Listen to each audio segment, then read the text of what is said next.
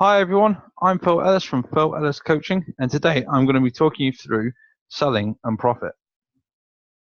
Okay, so there's a couple of key expressions that I want to go over with you before we get into any of it, and that's turnover and profit.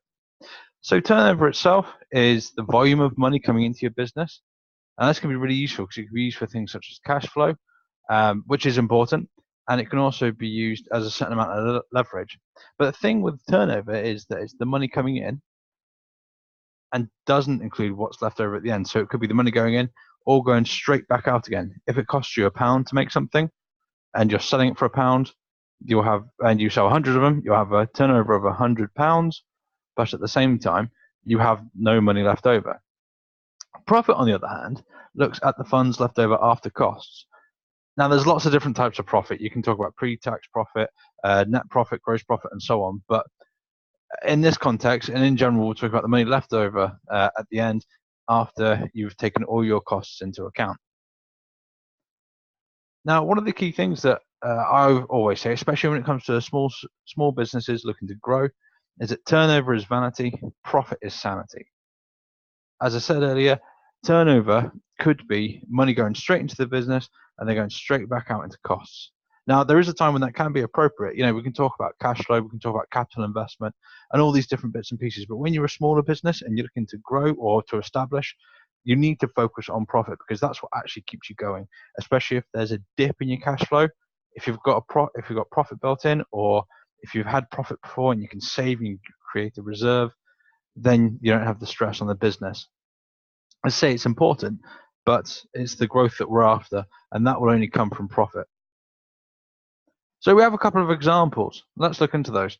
So let's say we have a company that makes widgets, and they cost £9 to make each. Okay, and I've got two different models that they could use. One of them sells for £10. So if it costs £9 to build, that means the profit per unit is £1. If they sold 100 units, that means their turnover would be £1,000. So it's 100 times 10. But given that they're only making £1 per unit, that means their total profit out of that £1,000 would be £100.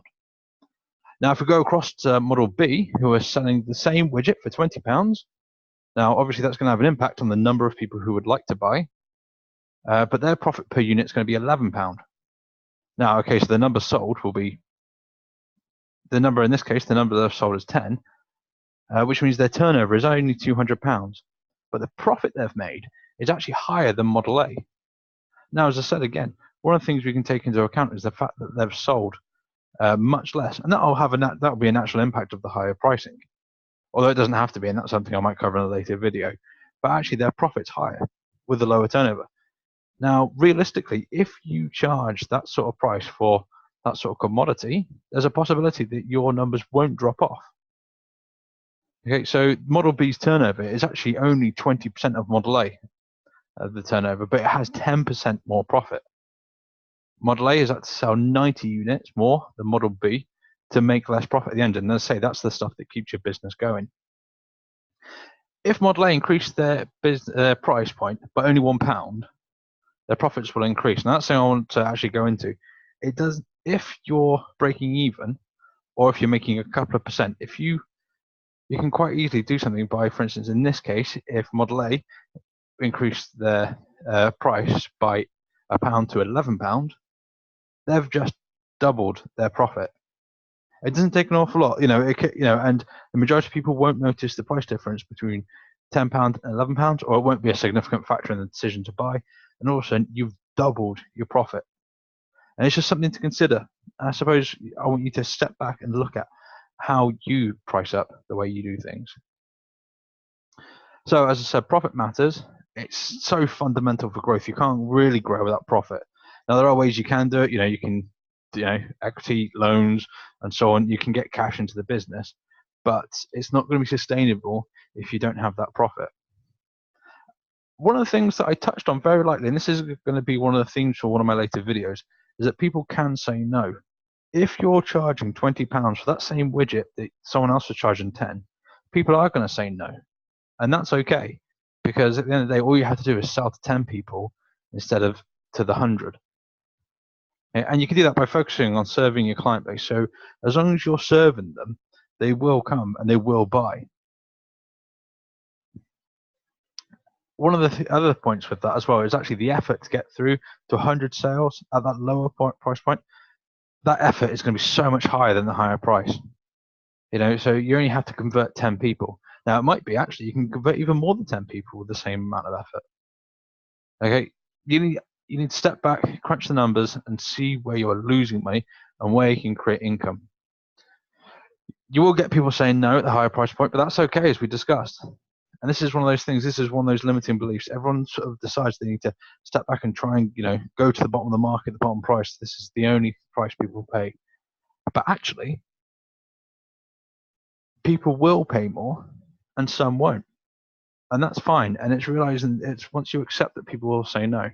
There are certain brands out there. The likes of an example, Ferrari and Ford fundamentally sell the same thing at the real basic level. They both sell cars. But actually, there are people who are never going to buy a Ford because they're more likely to buy the Ferrari, and there are people who are never going to likely buy a Ferrari because they can't afford it, and that's okay. And both models are set up, to say that no is an acceptable answer to people because they know that there are enough people trying to buy.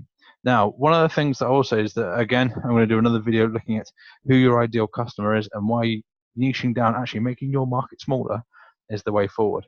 Because at the end of the day, you can't have everyone as your customer. A lot of people believe you can, but when you try to market to everyone, you end up marketing to no one. That's something I'm going to cover in a later video.